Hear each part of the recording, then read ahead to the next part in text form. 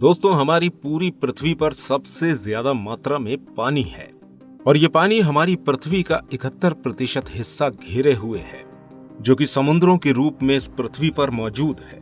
प्राचीन काल से ही हम एक जगह से दूसरी जगह जाने और अपनी जरूरत के सामान को एक जगह से दूसरी जगह लाने के लिए समुद्री मार्गों का इस्तेमाल करते आए हैं। इसके अलावा बताया जाता है कि 4वीं शताब्दी में ही इंसान समुद्री जहाजों का इस्तेमाल करना शुरू कर चुके थे।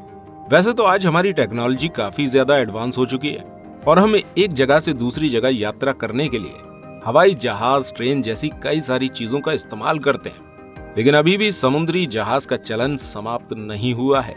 दोस्तों, समुद्र में चलने वाले शिप कई तरह के होते हैं, जिनका इस्तेमाल अलग अलग मकसद से किया जाता है। इसी तरह वो शिप जो माल ढोने का काम करते हैं, उन्हें कार्गो शिप के नाम से जाना जाता है। और दोस्तों, इन जहाजों का इस्तेमाल हमारे खाने पीने की चीजों से लेकर बड़ी बड़ी गाड़ियों और बसों तक को एक जगह से दूसरी जगह ले जाने के लिए किया जाता है। इन जहाजों को हमारी अर्थव्यवस्था की रीढ़ की हड्डी भी बताया जाता है। और जरा सोच कर देखिए, अगर कभी ऐसा कोई जहाज डूब जाए तो किसी देश को या किसी कंपनी को कितना बड़ा नुकसान उठाना पड़ सकता है।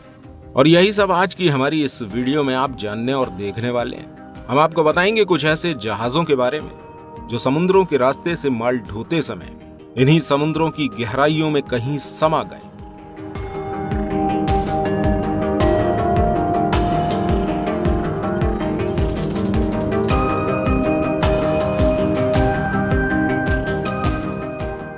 SL central America. दोस्तों, इस जहाज को सोने के जहाज के नाम से जाना जाता था, क्योंकि ये बहुत बड़ी मात्रा में अपने व्यापार के लिए सोना और धनराशि लेकर जाया करता था। और सितंबर साल 1857 में जब ये जहाज अपनी यात्रा पर रवाना हुआ, तभी समुद्र में एक बहुत खतरनाक तूफान उठा और इस तूफान से टकराकर ये जहाज अपने 578 यात्री और 425 चालक दलों और तकरीबन 13,600 किलो सोने को लेकर समुद्र की गहराइयों में समा गया। दोस्तों, इतने सारे सोने को लेकर समुद्र में डूबना एक बहुत बड़ा नुकसान था और इसलिए इस सोने को निकालने की कोशिश कई लोगों ने कई बार करी। बताया जाता है कि इस जहाज के साथ डूबे सोने को पूरी तरह से बाहर निकाल लिया गया है, लेकिन ये सोना कब, किसने और कैसे निकाला, ये कहना थोड़ा मुश्किल है, क्योंकि इसके बारे में आज तक किसी को कोई जानकारी नहीं है। होएग ओसाका। इस जहाज को साल 2000 में सिंगापुर के अंदर बनाया गया था। यह जहाज गाड़ियों को एक जगह से दूसरी जगह ले जाने का काम करता था। यह शिप इतना ज्यादा बड़ा था कि इसके अंदर 2500 से भी ज्यादा गाड़ियों को एक बार में एक्सपोर्ट किया जा सकता था। इसी तरह 30 जनवरी साल 2015 को यह जहाज इंग्लैंड से काफी ज्यादा लग्जरियस गाड़ियों और बसों को लेकर जर्मनी की तरफ रवाना हुआ था।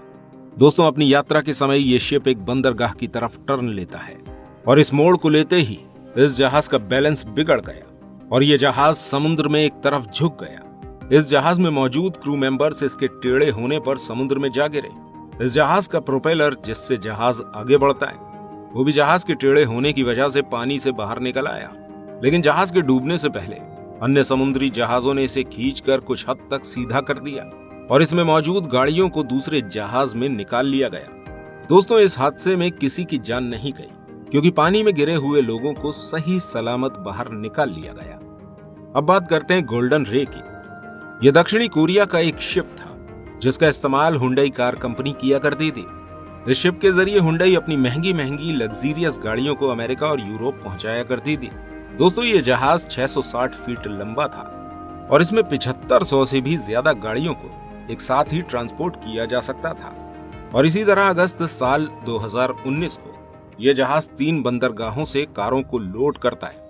दोस्तों, उस दिन इस जहाज पर कई सारी महंगी महंगी गाड़ियां मौजूद थी और यह जहाज अपनी यात्रा को पूरा करके बस अमेरिका पहुंचने ही वाला था कि अचानक से इसका स्टीयरिंग सिस्टम खराब हो गया। यह जहाज एक तरफ घूमना शुरू हो गया। इस जहाज में मौजूद कैप्टन लाख कोशिश करके भी इसे संभाल नहीं पा रहे थे। थोड़ी देर में जहाज के अंदर पानी भरना शुरू हो जाता है। इस शिप में मौजूद सभी कारें एक दूसरे से टकराकर पूरी तरह से डैमेज हो गई थी और इन गाड़ियों से निकलने वाले तेल ने भी बहुत खतरनाक आग पकड़ ली थी, जिसकी वजह से ये शिप पूरी तरह से तबाह हो गया और इसमें मौजूद क्रू मेंबर्स को भी नहीं बचाया जा सका। इस जहाज के डूबने के बाद इसे अलग अलग टुकड़ों में काटकर समुद्र से बाहर निकाल लिया गया। लेकिन इस जहाज में मौजूद सभी कारें जलकर लगभग तबाह हो चुकी थी, जिनको आज तक समुद्र से नहीं निकाला गया। तो दोस्तों, अब आपको पता लग गया होगा कि हमारे समुद्र कितने खतरनाक हो सकते हैं। और इस समुद्र में सिर्फ टाइटैनिक ही नहीं डूबा है, हजारों ऐसे और भी जहाज हैं जिनके बारे में अभी बताया जाना बाकी है। इस वीडियो को लाइक और शेयर जरूर कीजिएगा और ऐसी और वीडियो देखने के लिए एंड स्क्रीन पर शो हो रही इस वीडियो पर क्लिक अवश्य कीजिएगा। हम आपसे वहीं मिलेंगे।